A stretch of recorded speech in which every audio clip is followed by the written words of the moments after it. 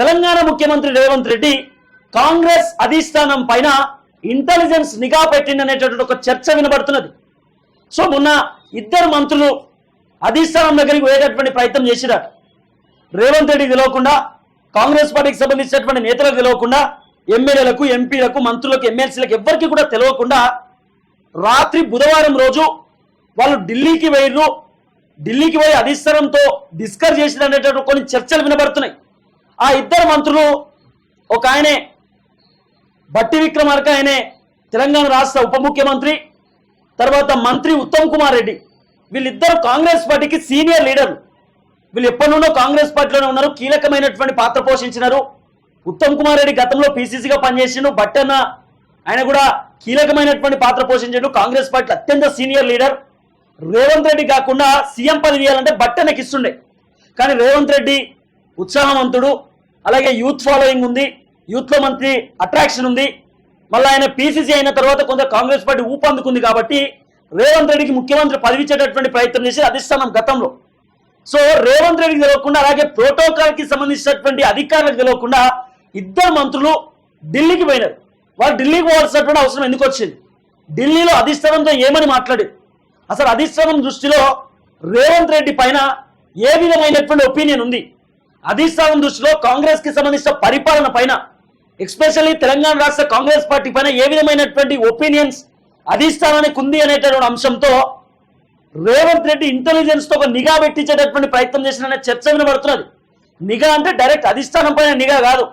తెలంగాణ రాష్ట్రంలో ఉన్నటువంటి కాంగ్రెస్ పార్టీ నేతలు ఎవరెవరు రేవంత్ రెడ్డికి తెలియకుండా, కాంగ్రెస్ పార్టీకి సంబంధించిన కీలక నేతలకు తెలియకుండా అధిష్టానం దగ్గరికి ఎవరెవరు వెళ్తున్నారు, అధిష్టానంతో ఎవరెవరు మాట్లాడుతున్నారు, అధిష్టానంతో ఎవరెవరు టచ్ లో ఉన్నారు అనేటటువంటి ప్రతి అంశం పైన రేవంత్ రెడ్డి ఆరా తీపిస్తున్నాడట. ఎందుకంటే మొన్న ఇద్దరు మంత్రులు పోయి మళ్ళీ అదే రోజు బుధవారం పోయి నెక్స్ట్ డేనే వాళ్ళు మళ్ళీ రిటర్న్ అయిపోయారు పొద్దున. వాళ్ళంతా రాత్రి పోవాల్సిన అవసరం ఎందుకు వచ్చింది? ఏం డిస్కస్ చేశారు? నిజంగానే అధిష్టానంతో రహస్య చర్చలు నడిచినాయా? సీక్రెట్ మీటింగ్ పెట్టినారా? సీక్రెట్ మీటింగ్ లో ఏమని మాట్లాడుకున్నారు? ఆ సీక్రెట్ మీటింగ్ లో ఏమని జరుగుండొచ్చు అనేటటువంటి కొన్ని అంశాలు నడుస్తున్నాయి. సో ఇదే నేపథ్యంలో ఒకవేళ ఆ ఇద్దరు మంత్రులు తెలంగాణకు వచ్చింది అనుకుందాం, వస్తే రేవంత్ రెడ్డి డైరెక్ట్ ఆ ఇద్దరు మంత్రులను మీరు అధిష్టానం దగ్గరికి వెళ్ళిరట కదా, ఢిల్లీకి ఎందుకు వెళ్ళారని చెప్పి పుసుకుని అడిగినా కూడా ఆ మంత్రులు చెప్పారు కదా. వాళ్ళు ఏదో చెప్తారు, మాకు చిన్న ఫంక్షన్ ఉంటుండే, మాకు ఒక ఫ్రెండ్ ఉంటే ఆడ, ఆ ఫ్రెండ్ ఫంక్షన్ వేయడం, లేకపోతే మా వాళ్ళకి జ్వరం వచ్చింది, మా వాళ్ళకి ఆరోగ్యం బాగాలేదు, అందుకే ఢిల్లీ హాస్పిటల్లో ఉన్నారు, ఎయిమ్స్ హాస్పిటల్లో పోయి కలిసి వచ్చినామని చెప్తారు తప్ప అధిష్టానంతో మాట్లాడడం, అధిష్టానంతో డిస్కస్ చేస్తామని చెప్పి ఆ ఇద్దరు మంత్రులు చెప్పేటటువంటి అవకాశం ఉండదు కదా. కాబట్టి ఇప్పుడు పూర్తి స్థాయిలో రేవంత్ రెడ్డికి సంబంధించిన సీఎంఓ ఆఫీస్లో ఒక చర్చ నడిచిందట, కొంత వినబడుతున్నటువంటి అంశం.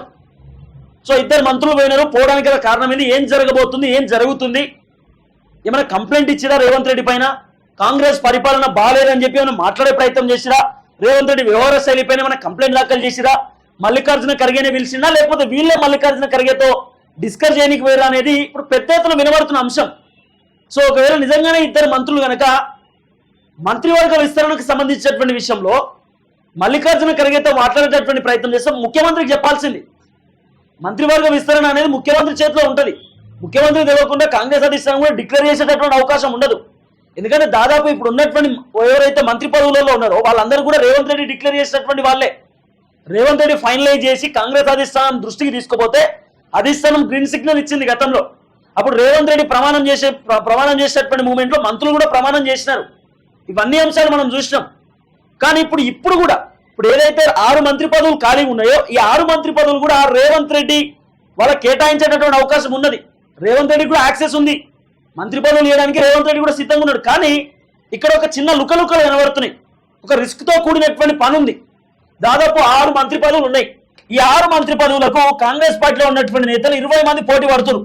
20 మంది, దాంట్లో ఎమ్మెల్సీలు 2, బల్మూరు వెంకట్ పోటీ పడుతున్నాడు, తర్వాత తీన్మార్మల్ పోటీ పడుతున్నాడు, తర్వాత నామినేటెడ్ ఎవరైతే ఉన్నారో ఎమ్మెల్సీ కోదండరాం కూడా పోటీ పడుతున్నాడు. ఈ 3 ఎమ్మెల్సీలు ఇప్పుడు పోటీ పడుతున్నారు. ఈ 3లో ఎవరికి ఇవ్వాలనేది రేవంత్ రెడ్డికి అర్థమైతలేదు. తర్వాత కోమటిరెడ్డి, రాజగోపాల్ రెడ్డి పోటీ పడుతున్నాడు, ఉత్తమ్ కుమార్ రెడ్డి వాళ్ళ భార్య కూడా ఈ మంత్రి పదవికి సంబంధించిన విషయంలో పోటీ పడుతుంది. తర్వాత బీర్లైలే పేరు వినబడుతున్నది. తర్వాత నల్గొండకి సంబంధించినటువంటి ఎమ్మెల్యే ఆయన పేరు కూడా బాలునాయక్ అని చెప్పి ఒక ఆయన ఉంటారు, ఆయన పేరు కూడా వినబడుతున్నది.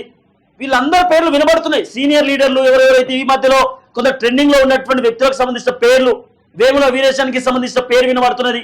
చాలా మంది ఎమ్మెల్యేల పేర్లు ఈ మంత్రివర్గానికి సంబంధించిన విస్తరణ విషయంలో వినబడుతుంది.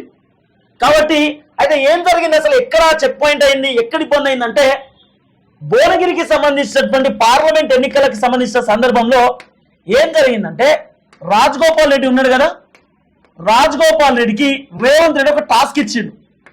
ఆ టాస్క్ ఏంటంటే ఆల్రెడీ కాంగ్రెస్ అధిష్టానం వీళ్ళకు 12 ఎంపీ సీట్లు రావాలని చెప్పి అధిష్టానం ఒక చెక్అవుట్ పెట్టింది కాంగ్రెస్ పార్టీకి గతంలో. కాబట్టి పార్లమెంట్ ఎన్నికలలో వీళ్ళు అధిష్టానం 12 పెడితే కాంగ్రెస్ మాత్రం 14 టార్గెట్ పెట్టుకొని ముందుకు పోయింది. అయితే ఇక్కడ భువనగిరి సీటు గెలుచుకోవాలనేటటువంటి ఆలోచనలో రేవంత్ రెడ్డి రాజగోపాల్ రెడ్డికి ఒక హామీ ఇచ్చిందట. నువ్వు నిజంగానే ఇక్కడ చామల కిరణ్ కుమార్ రెడ్డిని ఎంపీగా గెలిపించుకుంటే నీకు నేను మంత్రి పదవి ఇస్తానని చెప్పి రాజగోపాల్ రెడ్డికి హామీ ఇచ్చే ప్రయత్నం చేసినట్టు. అయితే రాజగోపాల్ రెడ్డి, కోమటిరెడ్డి వెంకటరెడ్డి వీళ్ళిద్దరు అన్నదమ్ములు కలిసి ఎట్లనో అట్లా చామల కిరణ్ కుమార్ రెడ్డిని గెలిపించుకునేటటువంటి ప్రయత్నం చేసినారు. అక్కడ చామల కిరణ్ కుమార్ రెడ్డి ఎంపీగా గెలిచిండు. గెలిచిన తర్వాత రాజగోపాల్ రెడ్డి వెయిట్ చేస్తుండు, ఎప్పుడు మినిస్ట్రీ వస్తారు, ఎప్పుడు మంత్రి పదవి ఇస్తారు, ఇంకెంత టైం పడుతుంది అని చెప్పి వెయిట్ చేస్తుండు.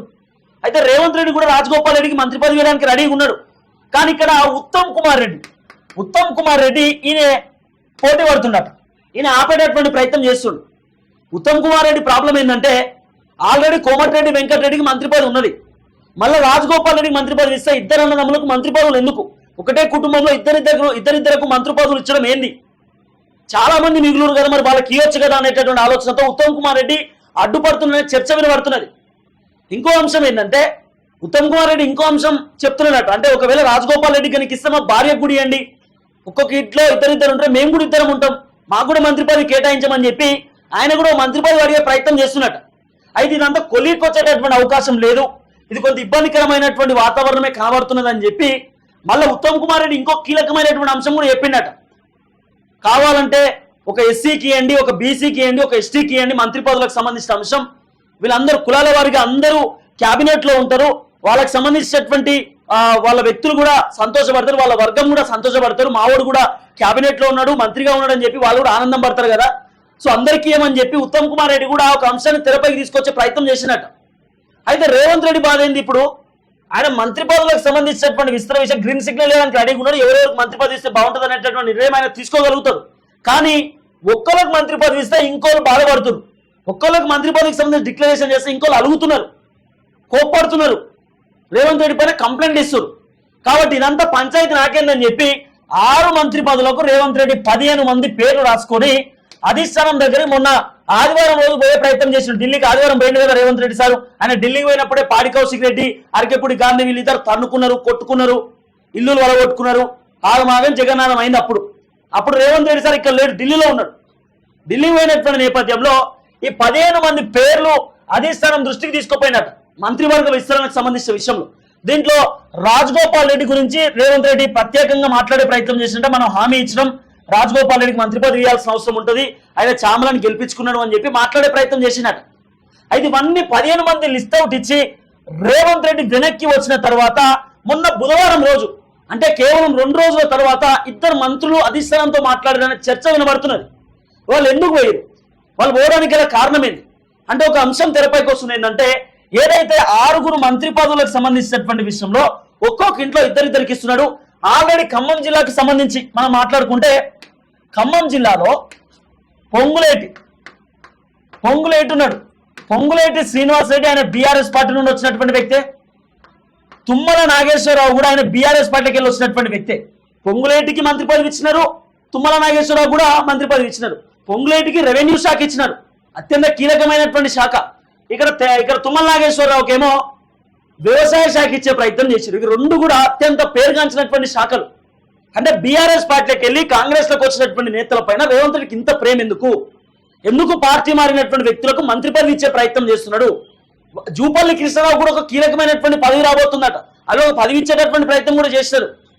ఎందుకు వీళ్ళు పార్టీ మారిన వాళ్ళకి ఇంత ప్రాధాన్యత ఎందుకు ఇస్తున్నాడు రేవంత్ రెడ్డి? మరి సీనియర్ లీడర్లు చాలా మంది ఉన్నారు కదా, వాళ్ళకి ఇవ్వచ్చు కదా మంత్రి పదవులు, ఎందుకు ఇవ్వలేకపోతున్నారు అనేటటువంటి మూమెంట్ తో సో ఈ 6 సంబంధించినటువంటి మంత్రి పదవుల విషయంలో ఉత్తమ్ కుమార్ రెడ్డి తర్వాత బట్టన్న వీళ్ళిద్దరు మంత్రి పదవులకు సంబంధించిన డిస్కషన్ లో అధిష్టానంతో మాట్లాడిన చర్చ వినబడుతున్నది. సో ఉత్తమ్ కుమార్ రెడ్డి అధిష్టానంతో ఒక మాట మాట్లాడే ప్రయత్నం చేసిన కొన్ని లీక్స్ వస్తున్నాయి బయటికి. ఆయన ఏం చెప్పినట్టు అంటే ఎస్టీ, ఎస్సీ, తర్వాత బీసీ. సో తర్వాత ఓసీలు ఉన్నారు, ఆల్రెడీ ఓసీలు చాలా మంది ఉన్నారు, రెడ్డిలు ఉన్నారు, చాలా మంది ఉన్నారు. సో వీళ్ళకి ఇప్పుడు మినిస్టర్ పెద్ద అవసరం కూడా లేదు, ఎందుకంటే మస్తు మంది ఎమ్మెల్యేలు ఎంపీలు అందరూ వీళ్ళే ఉంటారు, ఈ బ్యాచ్ ఉంటారు అంతా. దీంట్లో మనం మాట్లాడాల్సిన అవసరం లేదు. ఎస్టీలో లంబాడీకి సంబంధించిన అంశం. సో గిరిజనులకు కూడా మంత్రి పదవి ఇవ్వాలనేటటువంటి ఒక అంశాన్ని ఉత్తమ్ కుమార్ రెడ్డి తెరపైకి తీసుకుపోయినట్ట. తర్వాత ఎస్సీకి సంబంధించి దళితులకు సంబంధించినటువంటి విషయంలో మాదిగ తర్వాత మాల ఈ రెండు సామాజిక వర్గానికి సంబంధించినటువంటి వ్యక్తులలో ఆల్రెడీ బట్టన్ ఉన్నాడు కాబట్టి ఇంకా మిగిలినటువంటి ఒక సామాజిక వర్గానికి సంబంధించిన ఒక వ్యక్తికి మినిస్టర్ పదవి ఇవ్వండి, ఎందుకంటే వాళ్ళ సామాజిక వర్గానికి సంబంధించినటువంటి ప్రజలు కూడా సంతోషపడతారు, మావోడు కూడా మా సామాజిక వర్గానికి చెందినటువంటి బిడ్డ కూడా మంత్రిగా ఉన్నాడని చెప్పి వాళ్ళు కూడా సంతోషపడతారు అనేటటువంటి మూమెంట్ ఒకటి. తర్వాత బీసీలో ముద్రాజులకు ఇచ్చే ప్రయత్నం చేయడానికి అన్నారట. తర్వాత ముద్రాజుతో పాటు ఎవరైతే యాదవులు ఉంటారో యాదవ్లో కూడా ఇస్తే బాగుంటుంది అనేటటువంటి అంశం. తర్వాత గౌడ్ సోదరులకు సంబంధించినటువంటి గౌడ్స్కి సంబంధించిన విషయంలో కూడా మంత్రి పదవి ఇస్తే బాగుంటుంది అనేటటువంటి అంశం. ఇవన్నీ ఉత్తమ్ కుమార్ రెడ్డి కాంగ్రెస్ అధిష్టానం దృష్టికి తీసుకుపోయినట.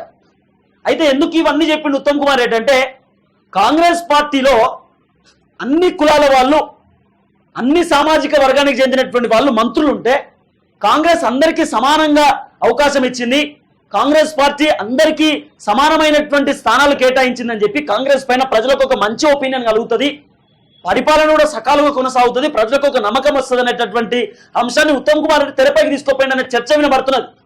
తర్వాత రేవంత్ రెడ్డి ఎవరికైనా ఒకటే జిల్లాలో ముగ్గురు మంత్రులు ఇవ్వడం, తర్వాత ఇదే నల్గొండకు సంబంధించిన జిల్లాలో కోమటిరెడ్డి వెంకటరెడ్డి తర్వాత ఉత్తమ్ కుమార్ రెడ్డి ఇద్దరు మంత్రులు ఉండడం, అదేంటి 33 జిల్లాలు ఉంటే దాదాపు 33 జిల్లాలలో ఎంత కాదన్నా కూడా 10 మంది మంత్రులు ఉండాలి, ఒక్కొక్క జిల్లాకొకరు ఉండాలి. కానీ ఒక్కొక్క జిల్లాలో ముగ్గురికి నలుగురికి ఇవ్వడం ఏంది కరెక్ట్ కాదు కదా అనేటటువంటి మూమెంట్ తో సో ఈ మంత్రులకు సంబంధించినటువంటి విషయంలో కొంత అధిష్టానంతో డిస్కస్ చేసిన చర్చ వినబడుతున్నది. సో ఇప్పుడు ఈ 15 మందికి సంబంధించినటువంటి మంత్రి పదవుల విషయంలో రేపు మళ్ళీ రేవంత్ రెడ్డి ఆదివారం రోజు ఢిల్లీ పోయడానికి రెడీగా ఉన్నాడు. రేపు మళ్ళీ మల్లికార్జున ఖర్గే పిలిచేటటువంటి ప్రయత్నం చేసినట్టు.